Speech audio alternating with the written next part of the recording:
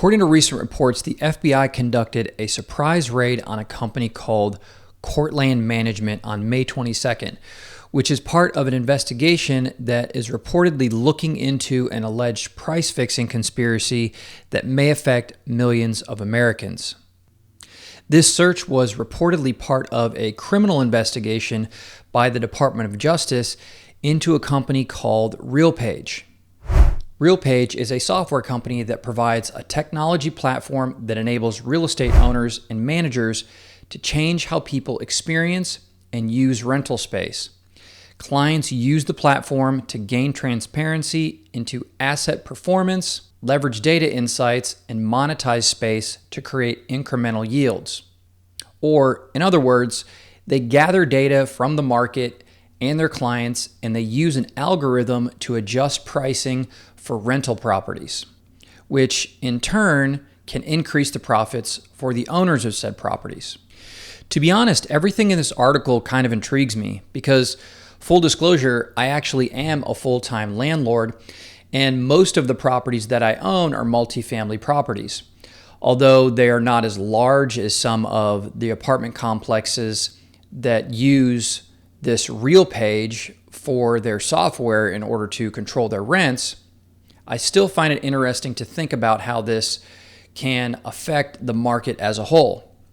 Now, according to multiple lawsuits filed in the past 2 years in states such as California, Arizona, New York, RealPage's algorithm increases rental prices in response to data collected from landlords, not according to demand. So the lawsuits are alleging that the landlords were not competing at all. They were essentially colluding with one another. Typically, how a landlord determines a rental price is usually just by the market rate. So you would pull up Zillow or pull up any rental website and you would look at a rental that is comparable in your neighborhood or, let's say, in a mile radius of your property. And you would see what the rental prices to a similar property are. So let's say that you have a 3-bed, 1-bath house. Well, you would look for a 3-bedroom, 1-bath house that is similar to the property that you're trying to list in a similar condition as yours, and you would see what they are charging for rent. Now, this can vary slightly depending on the condition of the place, but this is typically how you would find how much you can actually rent your property for. But what this lawsuit is alleging is that RealPage gathered data from the landlords as opposed to the market. According to these lawsuits, RealPage gathered detailed information about rental prices, lease terms, amenities, move-out dates, and occupancy rates, and they used that to their advantage. So essentially, it sounds like it's a monopoly on the market. Apparently, RealPages was used on over 16 million units across the United States as of 2020. And what's more alarming is how large of a chunk of the total units available in the United States that is, according to data. There are 22 million investment properties across the United States. And RealPages, the algorithm for RealPages, was being used on 16 million of the total available 22 million units across the United States. And they were using this to determine their rental prices. And they were getting data directly from the landlords themselves. According to one of RealPage's blog posts, Cortland, a company based in Atlanta, Georgia, which owned nearly 85,000 apartment units as of June 2022, used RealPage's algorithm to ensure consistent vendor pricing for their communities for Arizona and Georgia. RealPage's effects can be seen most notably in Atlanta because software-based pricing affects more than 80% of the rentals, and since 2016, rents in the city have grown 80%. And there's a higher vacancy rate, and prices have yet to decrease. So this is pretty interesting. Essentially, they were using the data from each landlord to work off of each other, so rents just continually rise and continually rise. And this just isn't limited to Georgia. According to this article, 70% of apartment units in Phoenix, Arizona were owned or managed by companies using RealPage's software. So this software was actually controlling the rental prices. it wasn't actually controlled by a property manager. The software itself would gather all this data and bump rental prices, so they just kept pinging off of their own clients and continually driving prices up. And according to this article, RealPages states landlords aren't required to use RealPage's algorithm to increase its rental prices. But I mean, personally, as a landlord, if the algorithm is going to continually get you rental increases and somebody's going to rent the place out within a reasonable amount of time, you're going to keep using it and you're going to continually allow it to do what it does. And another interesting detail in this article is about how RealPages sent out price advisors to meet with landlords in person to follow up with their use of its recommended rates from the algorithm. You know, it kind of reminds me of like Big Pharma and how they would send out reps in order to keep pushing their product. I'm sure it's not quite that bad, but it just sounds a little bit fishy how they controlled so many units. Now, I don't know if the landlords themselves intentionally set out to do harm.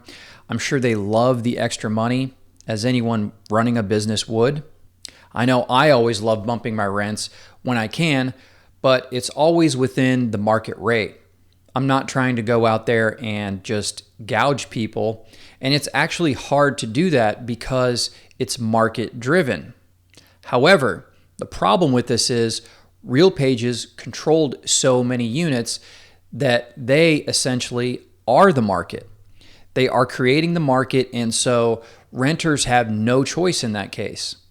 As a landlord, if you want to know what you can charge to rent your property, you look at the available rentals in the neighborhood, and then you either bump your rent to those comparables or you lower it accordingly.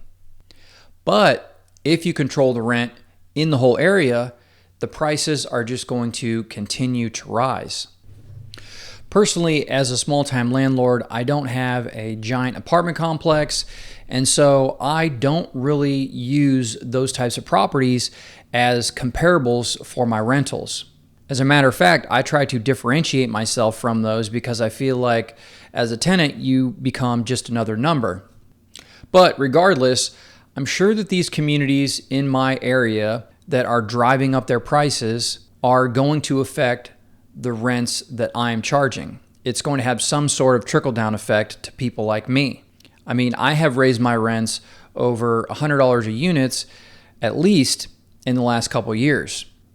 But one thing you might find interesting about this is if I had my rental price too low, potential tenants will not even come look at my property. I just historically have rents that have always been a little bit under market rates, and so I don't always do very well at pushing my rents every single year, and I end up in situations sometimes where I have to list a property and let's say it's $75 or $100 less than everything else in my area, and I get 0 calls about it. Well, when people finally do come look, I ask them, I say, what are you seeing out there? What do you think about this property and my price point?